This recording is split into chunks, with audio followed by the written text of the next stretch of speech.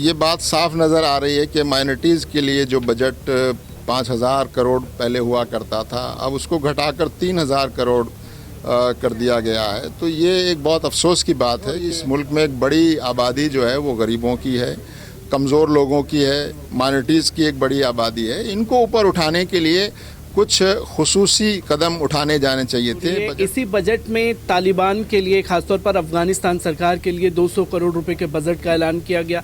तो किस तरीके से देखते हैं कि अपनों पर सितम और गैरों पर करम?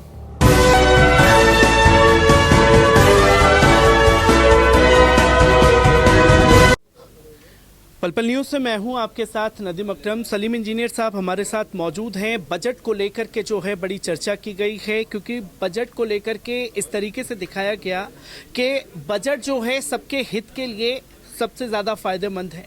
पर इस बजट में ये चीज़ नोटिस की गई कि जो अल्पसंख्यक विभाग था उसे कटौती की गई है।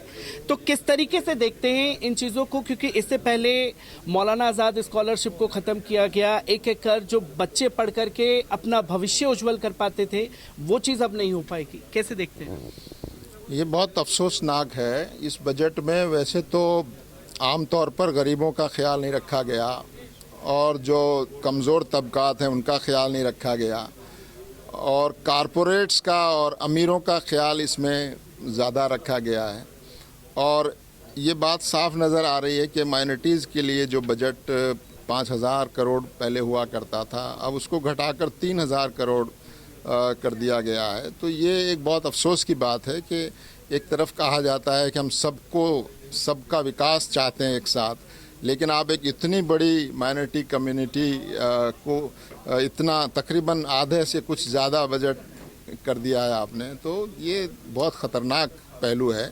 और मुझे लगता है कि हुकूमत को इस पर गौर करना चाहिए, और पार्लियामेंट में जो लोग डिस्कशन कर रहे हैं उनको चाहिए कि इस तरह की और भी चीज़ें जिसमें गरीबों को नज़रअंदाज किया गया है उसको ठीक ठाक करना चाहिए। क्योंकि बजट की बात हो रही है, इसी बजट में तालिबान के लिए, खासतौर पर अफगानिस्तान सरकार के लिए 200 करोड़ रुपए के बजट का ऐलान किया गया। तो किस तरीके से देखते हैं कि अपनों पर सितम और गैरों पर करम? नहीं, हम तो देखिए, हम तो सिर्फ इतना चाहते हैं कि इस मुल्क के तमाम तबकात को एड्रेस किया जाना चाहिए और तमाम तबकात को ध्यान रखना चाहिए। और इस मुल्क में एक बड़ी आबादी जो है वो गरीबों की है, कमज़ोर लोगों की है, माइनॉरिटीज़ की एक बड़ी आबादी है। इनको ऊपर उठाने के लिए कुछ खुसूसी कदम उठाने जाने चाहिए थे। बजट को और बढ़ाया जाना चाहिए था, लेकिन उसको और कम किया गया है। ये अफसोसनाक है। बजट को लेकर के बात हुई, क्योंकि इसी बीच जो है नफरती भाषण का दौर जो है वो तेज हो गया है। बाबा रामदेव ने साफ तौर पर कहा कि मुसलमानों से अगर इस्लाम धर्म के बारे में पूछा जाए तो उन्हें सिर्फ इतना पता है कि 5 वक्त की नमाज पढ़नी है, हिंदुओं की लड़कियों को उठाना है। एक योग गुरु जो कि इतने बड़े पद पर हैं, लोग उनकी बातों को मानते हैं, जब वो ऐसी बातें इस्लाम और मुसलमानों के खिलाफ करेंगे तो इसका असर क्या होगा? और जमात जो है किस तरीके से एक्शन लेगी आगे चलकर? देखिए, पहली बात तो ये लॉ एंड ऑर्डर का मसला है। किसी एक मज़हब के बारे में, बल्कि उन्होंने क्रिश्चियंस के बारे में भी कहा है, इस तरह की बातें करना वो समाज में एक तरह से दूरियां पैदा करने का है। तो इस पर सरकारों को चाहिए कि इसको, लॉ एंड ऑर्डर का मसला है ये, और उनके खिलाफ मुनासिब कार्रवाई हो। लेकिन हम दूसरी बात ये कहते हैं कि चूँकि जिन बाबा का आप जिक्र कर रहे हैं वो संतों की ड्रेस पहनते हैं, तो संतों की भी बदनामी है इसमें, और एक धर्म को भी वो रिप्रेजेंट करते हैं, उस धर्म की भी बदनामी है। तो उस धर्म के मानने वालों को भी और संत समाज को भी ऐसे लोगों के खिलाफ जो है आवाज़ उठानी चाहिए कि वो संत समाज को और उस धर्म को भी वो बदनाम कर रहे हैं जिस धर्म का वो रिप्रेजेंटेशन। एक आखिरी सवाल सलीम साहब आपसे लेना चाहूँगा, क्योंकि जिस तरीके से देश के प्रधानमंत्री ने बीते दिनों में ये कहा कि देश के मुसलमानों को लेकर के कोई सख्त टिप्पणी ना की जाए वरना अंजाम जो हैं वो बुरे होंगे। देश के प्रधानमंत्री अपील कर रहे हैं, फिर भी जो उनके मित्र हैं वो लगातार इस तरीके की बयानबाजी करते हुए दिखाई देते हैं। हेट स्पीच को लेकर के लगातार सुप्रीम कोर्ट जो है संज्ञान ले रहा है, पर कहीं कोई असर नहीं हो रहा है।